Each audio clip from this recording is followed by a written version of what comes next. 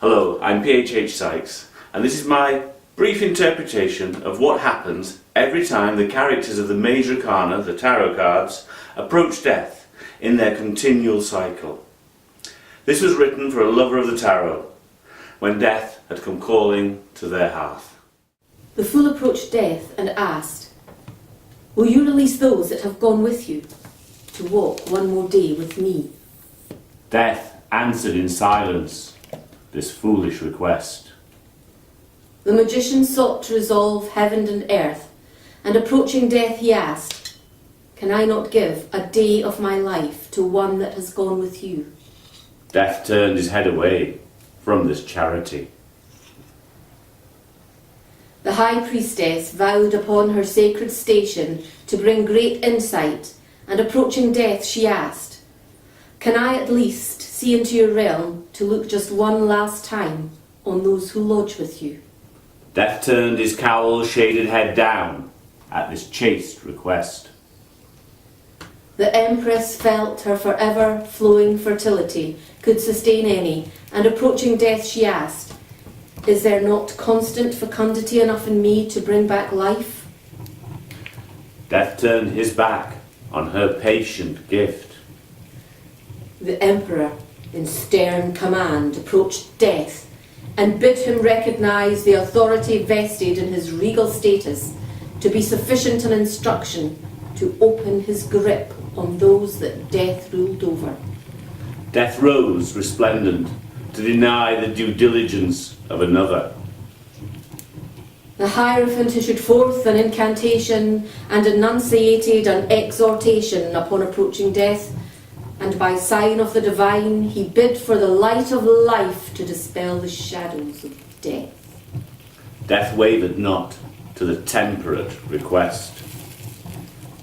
The lovers knew the flush of fertility calling out within them, and approaching death they asked if those passed beyond life could be warmed again to rebirth.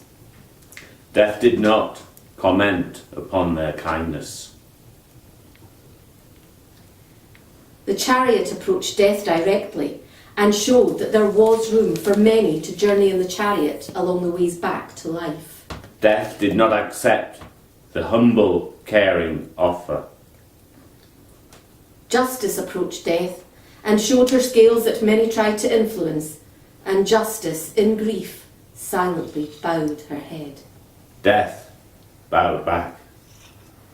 The hermit walked long, hard and far, until approaching death he held a light of his own to call out to those who no longer walked along the ways he crossed. Death did nothing to dim that light. The wheel of fortune approached death, and in a gambit offered a chance at opening a portal between the worlds of the living and the dead. Death took no heed. Strength stood up, approached death, and tried to stand against death. Death effortlessly moved on. The hangman knew death well, and he approached him only to be sure that he was not with him. Death acknowledged him. Death never sat in judgment, and never denied entry to his house, where no mirrors were required to cast a shade's reflection. Death knew little of the life others wished from him. Temperance approached death and balanced between the worlds, and asked no questions for the right to do so.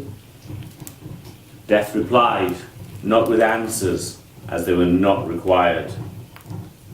The devil held no sway with death, and approached him to exchange a glance, and in posturing to almost dance. Death saw the glance and danced the dance. The tower fell, and in rising approached death to begin anew the flames that would bring about life. Death felt the vital, vibrant warmth. The star shone on portending sudden disaster and bright hope, and so approaching death shone a light into every knotty dark fibre of his being, and light was delivered to all that echoed his shadow state. Death knew the light of life and the darkness of death.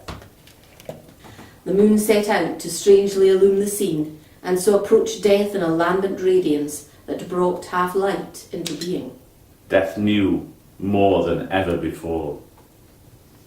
The sun shone on and on, and death approached the sun to be a part of the life that was dawning as the sun rose inevitably, eventually, to set. Death found a place under the sun. Judgment called out to complete the cycle, and death approached ready to deliver the last silent note. Death held on, fast, silent to the end. The world brought the beginning of a new cycle to move on from the end of the last one. Death stood back. Death had found his place.